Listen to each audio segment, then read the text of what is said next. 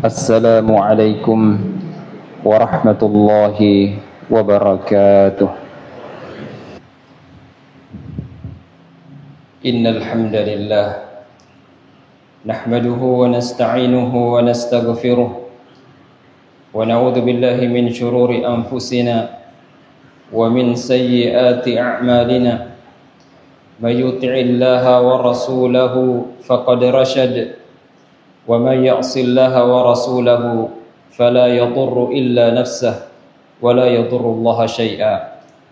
Asyhadu an la ilaha illallah wahdahu la syarika lah jalla 'anil syabihi wal kufi wan nadhir wa asyhadu anna nabiyyana Muhammadan abduhu wa rasuluh wa khaliluhu wa safiyyuh salawatullahi wa salamuhu alaihi wa ala alihi wa sahbihi wa man tabi'ahum bi ihsanin ila yaumiddin.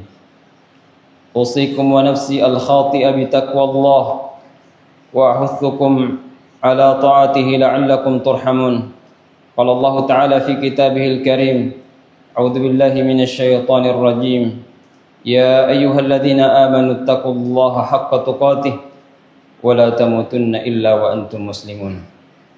Ya ayyuhan nasu taqu rabbakumul ladzi khalaqakum min nafsin wahidah wa khalaqa minha zawjaha wa batha minhuma rijalan katsiran wa nisaa'a wattaqullaha alladzi tasaaluna bihi wal arham innallaha kana 'alaikum raqiba.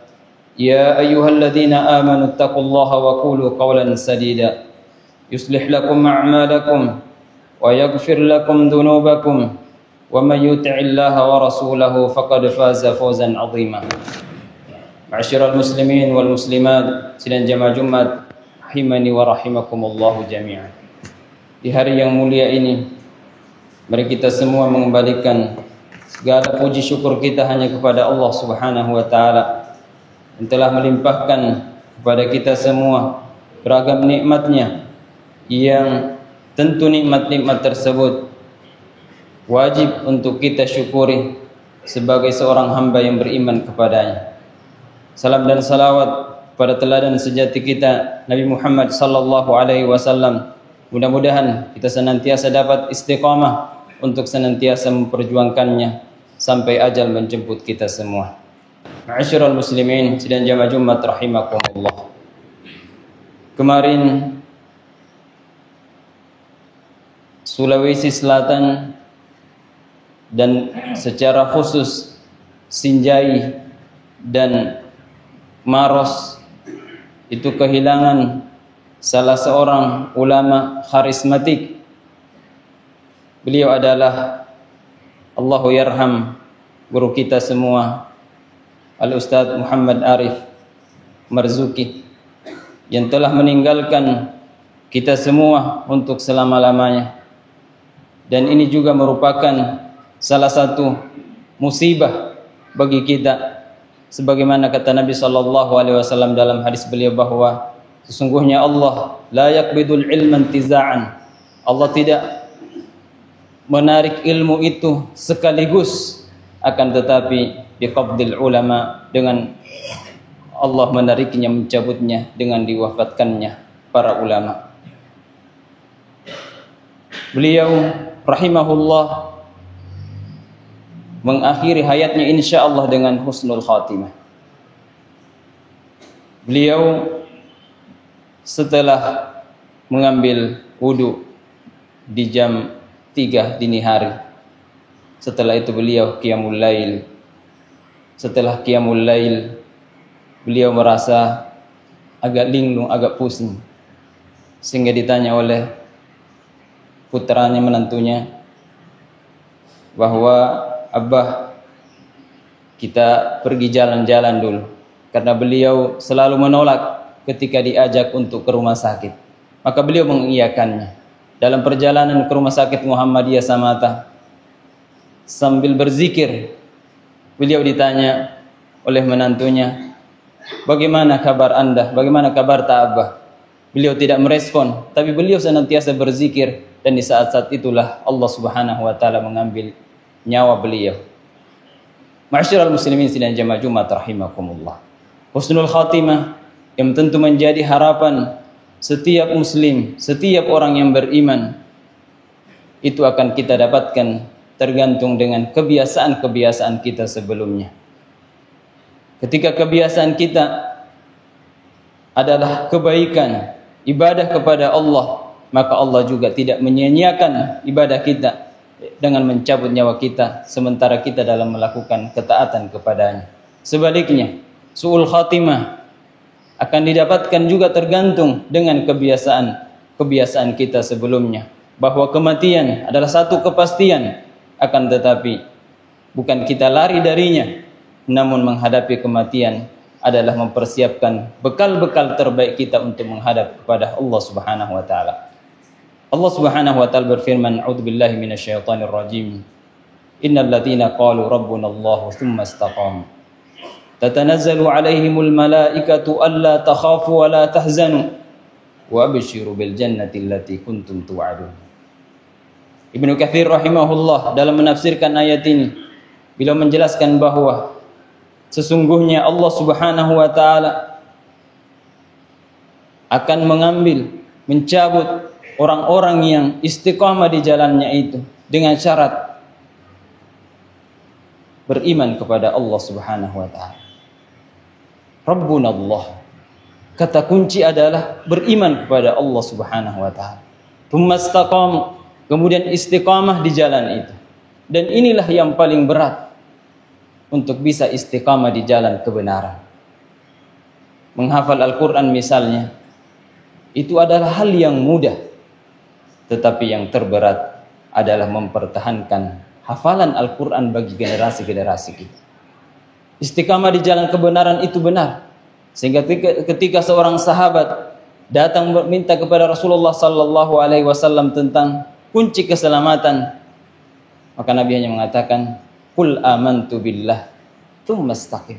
Katakan saja, beriman kepada Allah dan istiqamah di jalan itu. Apa yang akan kita dapatkan dengan keistiqamahan kita dalam kebenaran? Tatanazzalu alaihimul malaikah. Akan turun kepada hamba tersebut para malaikat. Kapan malaikat itu turun? Adalah di saat-saat genting dalam kehidupan kita. Di saat-saat yang tidak ada manusia yang bisa membantu kita. Yang pertama kata Ibnu Katsir rahimahullah adalah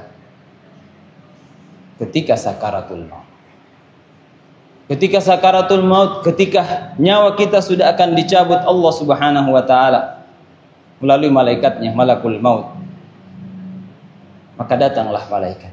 La takhafu wa la tahzanu. Malaikat rahmat akan datang. Tidak usah takut, tidak usah bersedih. Wa abshiru bil jannati allati kuntum tu'adun. Bergembiralah, berbahagialah engkau dengan surga yang Allah janjikan kepada.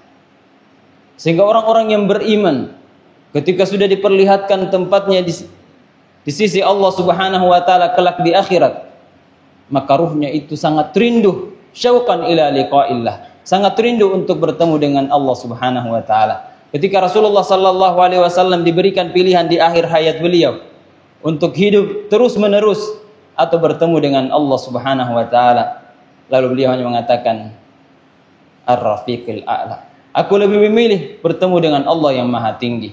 Lalu Aisyah mengatakan, idzan la yakhtaruna. Nabi tidak pilih kita, tidak memilih kehidupan dunia, tapi lebih memilih bertemu dengan Allah Subhanahu wa taala. Artinya, bagi orang-orang yang beriman dalam mempersiapkan bekal-bekal terbaik bagi mereka, kematian itu bukan musibah bagi dia sesungguhnya, akan tetapi merupakan nikmat dari Allah Subhanahu wa taala yang Allah siapkan untuknya kelak. Sehingga ruhnya itu ridah, radiyatan mardiyah, ridah bertemu dengan Allah Subhanahu wa taala.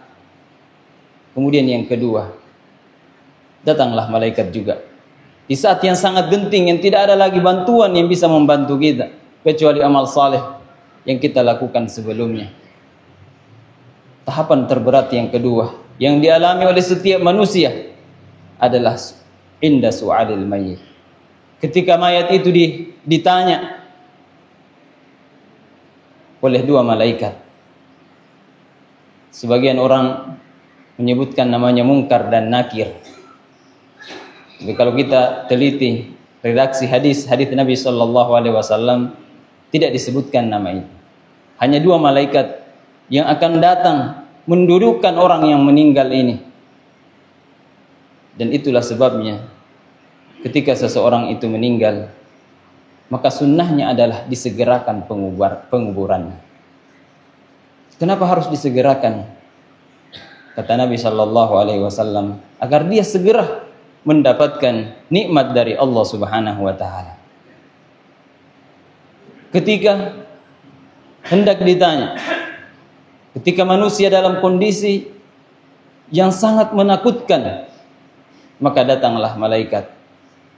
La takhafu wa la tahzan.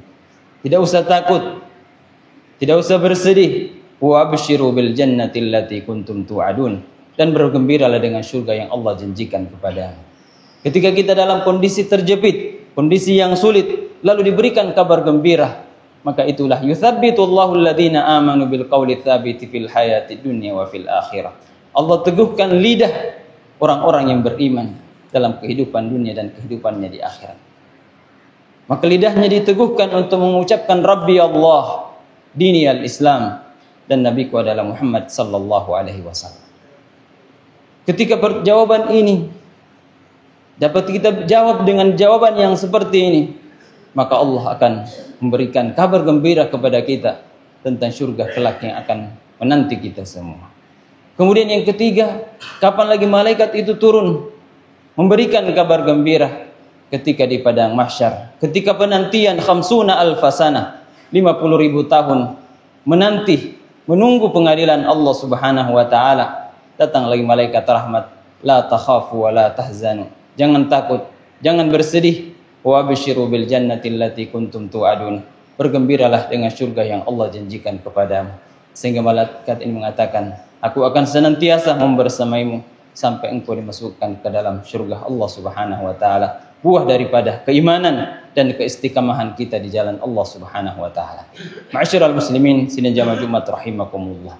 Karena kematian adalah merupakan sebuah keniscayaan yang Allah istilahkan al-yaqin, wa'bud rabbaka hatta ya'tiyakal yaqin.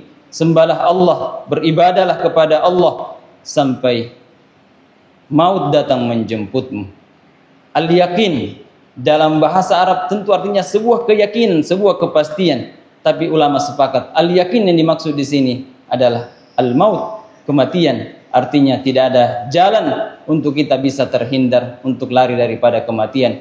Tetapi yang bisa kita lakukan adalah mempersiapkan bekal-bekal terbaik kita untuk menghadapi sebuah kepastian yang akan menimpa kita semua tanpa kecuali.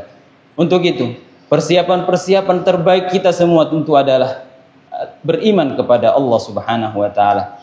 Semua amal saleh yang lain harus ikut atas dasar iman kita kepada Allah. Orang-orang kafir yang melakukan berbagai macam kebaikan-kebaikan tapi tidak didasari atas iman kepada Allah, itu ibarat haba'an manthura, ibarat fata morgana saja. Betul dia mendapatkan balasannya di dunia, tapi sebatas di dunia saja. Dia tidak mendapatkan balasan-balasan terbaik untuk di akhirat nanti. Itulah sebabnya sehingga sebagai seorang mukmin kita mesti yakin bahwa setiap kebaikan yang kita lakukan akan kita dapatkan balasannya. Sebaliknya, setiap keburukan juga yang kita lakukan akan kita dapatkan balasannya.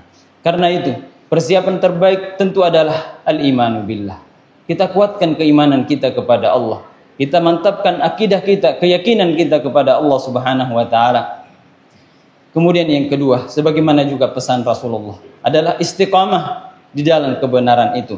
Betapa banyak orang yang bisa mengucapkan, aku beriman kepada Allah, tapi dia tidak mempertahankan keimanannya itu. Ketika ujian datang, dia menanggalkan keimanannya. Sehingga Nabi SAW mengibaratkan paginya masih beriman, kemudian di sore hari dia sudah kafir. Yabi'u dinahu bi'aradin minad dunya. Dia jual agamanya hanya untuk mendapatkan kesenangan-kesenangan duniawi saja.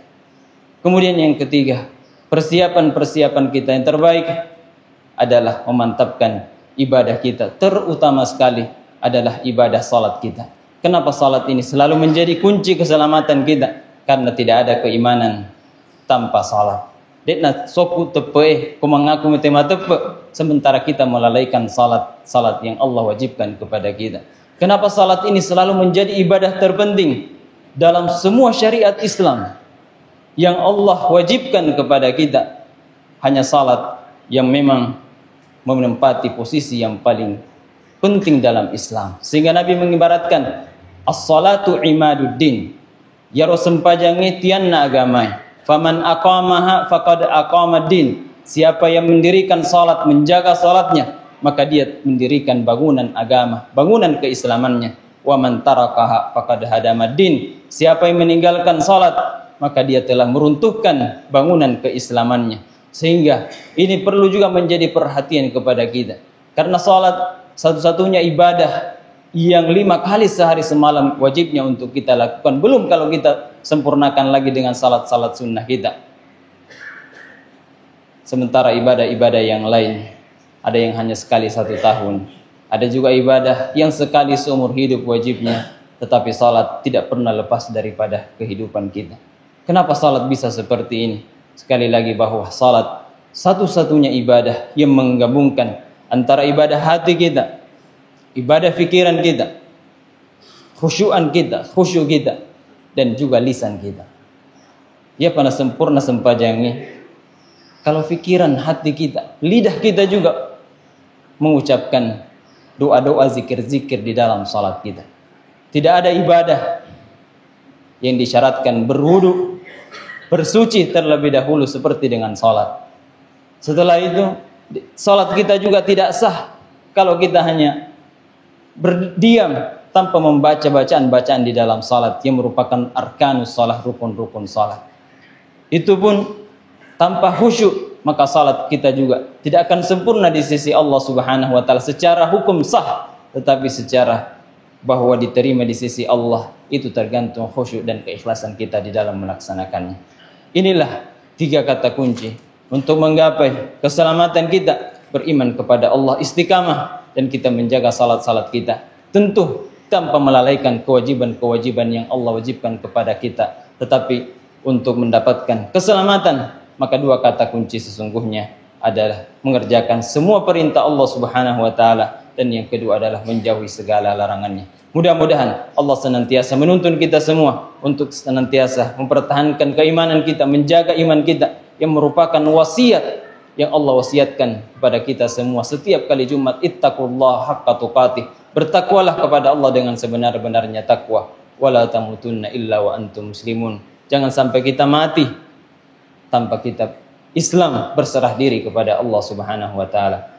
Barakallahu li wa lakum fil Qur'anil Karim wa nafa'ani wa iyyakum bima fihi minal ayati wadh-dhikril hakim. Aqulu ma tasma'un wa astaghfirullaha li wa lakum wa li sa'iril muslimina min kulli dhanbin fastaghfiruhu innahu huwal ghafurur rahim.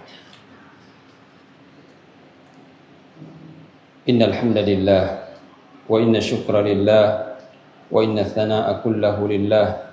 Thumma salatu wassalamu ala afdali khalqillah nabiyina Muhammadin ibni Abdillah alaihi afdalus salati wa atammut taslim wa la hawla wa la quwwata illa billahil aliyil azim. Usikum wa nafsi bitaqwallah ya ayyuhalladzina amanu taqullaha haqqa tuqatih wa la tamutunna illa wa antum muslimun. Ma'asyiral muslimin wal muslimat sidang jamaah Jumat rahimakumullah. Kematian yang merupakan kepastian tentu mengharuskan kita semua mempersiapkan bekal-bekal terbaik kita menghadap kepada Allah Subhanahu wa taala, karena generasi terbaik telah memberikan keteladanan kepada kita semua bagaimana sesungguhnya menghadapi sebuah kepastian yang akan menimpa kita semua. Imam Syafi'i rahimahullahu taala, salah seorang ulama madhab, ketika beliau sakaratul maut, beliau rahimahullah menangis sejadi-jadinya. Lalu sahabatnya mengingatkannya, ya Aba Idris, wahai Abu Idris, nama asli daripada Imam Syafi'i, nama panggilan beliau. Mengapa engkau harus bersedih seperti ini? Bukankah engkau telah memberikan hidupmu di jalan Allah? Maka beliau mengatakan bahwa yang aku tangisi adalah jauhnya perjalanan yang harus aku lalui dan sedikitnya bekal yang aku persiapkan. Padahal beliau menghabiskan hidupnya untuk melayani khidmatun khidmah di jalan Allah Subhanahu wa taala. Ilmu-ilmu beliau masih sampai kepada kita semua. Toh masih merasa bekalnya kurang untuk menghadapi peristiwa perjalanan abadi menghadap kepada Allah Subhanahu wa taala.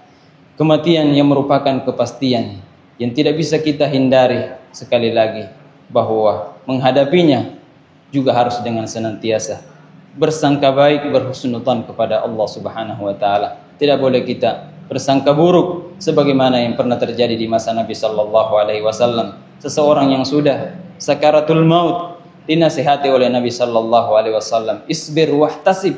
Bersabar dan mengharaplah pahala dari Allah Subhanahu wa taala. Tapi orang ini tidak sabar, lalu mengatakan, "Bagaimana saya bisa sabar dengan rasa sakit yang aku alami saat ini?"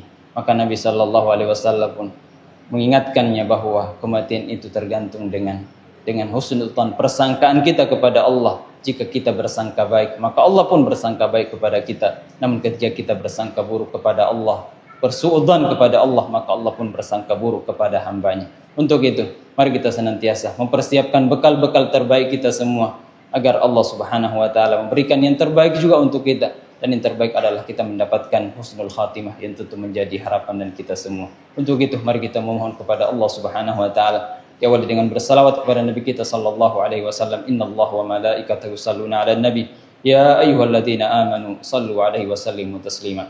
Allahumma shalli wa sallim wa barik ala nabiyyina Muhammad wardallahu anis sahabati ajma'in wal a'immatil mahdiyyin Abi Bakrin wa Umar wa Uthman wa Ali wa an sairis sahabati ajma'in wa anna ma'am bimannika wa karamika ya akramal akramin. Allahumma izzil islam wal muslimin wa adhillal kafarata wal musyrikin. Allahumma ansur man nasara ad-din واخذل من خذل الإسلام والمسلمين.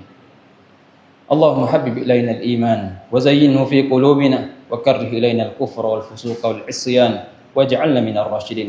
اللهم اغفر لجميع موتى المسلمين الذين شهدوا لك بالوحدانية ولنبيك بالرسالة وماتوا على ذلك. ربنا ظلمنا أنفسنا وإن لم تغفر لنا وترحمنا لنكونن من الخاسرين. اللهم أرنا الحق حقا وارزقنا اتباعه وأرنا الباطل باطلا وارزقنا اجتنابه. اللهم اقسم لنا من خشيتك ما تحول به بيننا وبين معصيتك ومن طاعتك ما تبلغنا به جنتك ومن اليقين ما تهون به علينا مصائب الدنيا ومتعنا اللهم بأسماعنا وأبصارنا وقواتنا أبدا ما أحييتنا واجعله الوارث منا. اللهم اجعل ثارنا على من ظلمنا وانصرنا على من عادانا ولا تجعل مصيبتنا في ديننا ولا تجعل الدنيا أكبر همنا ولا مبلغ علمنا ولا إلى النار مصيرنا برحمتك يا أرحم الراحمين. ربنا آتنا في الدنيا حسنة وفي الآخرة حسنة وقنا عذاب النار. سبحان ربك رب العزة عما يصفون وسلام على المرسلين والحمد لله رب العالمين. وأقم الصلاة.